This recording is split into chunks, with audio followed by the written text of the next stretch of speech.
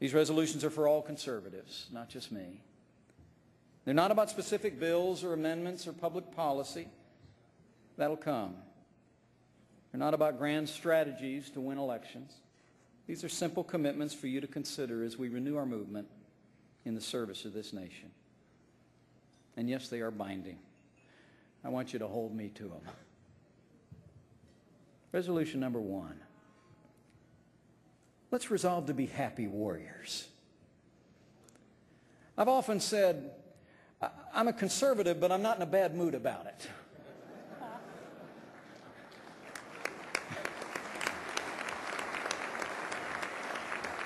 You know, true conservatives accept defeat cordially and cheerfully return to the battle.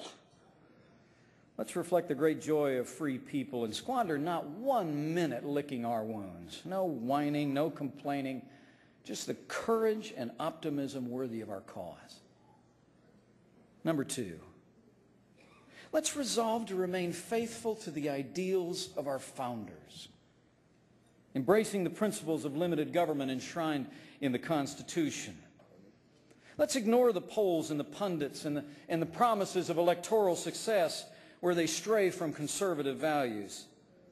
And let's know in our hearts that every time this nation has failed to embrace those timeless values, it has been a failure of leadership and not of this great people.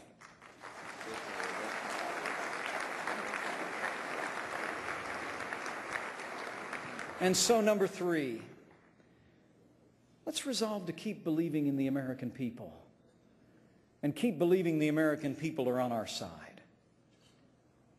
Let's renew our unshakable belief in their enduring goodness, wisdom, and selflessness. To know that the values espoused by Washington and Lincoln and Reagan were distinctly American values then, and they still are today. And resolution number 4, let's resolve to always remember that this is one nation under God.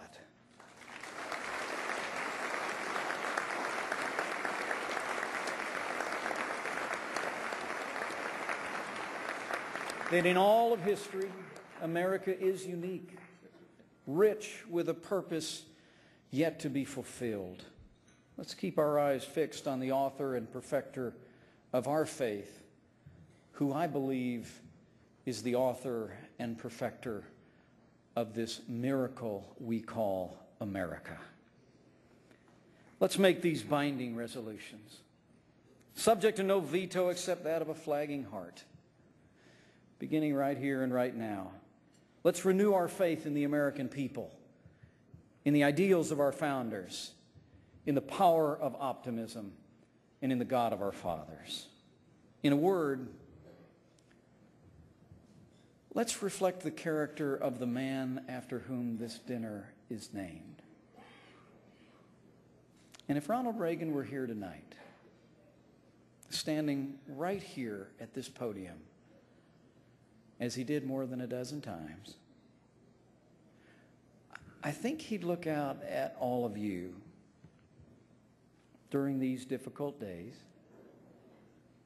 I think he'd see the determination on your faces, and he would be very proud. But he would not be surprised. And he just might say, as he did not so many years ago,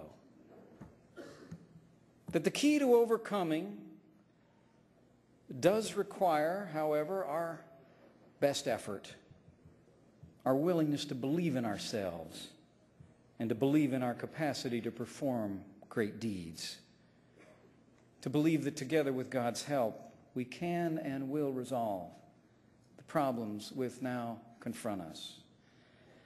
After all, he might add, why shouldn't we believe that? We are Americans. Thank you very much. Thank you for the honor of being with you tonight. God bless you all.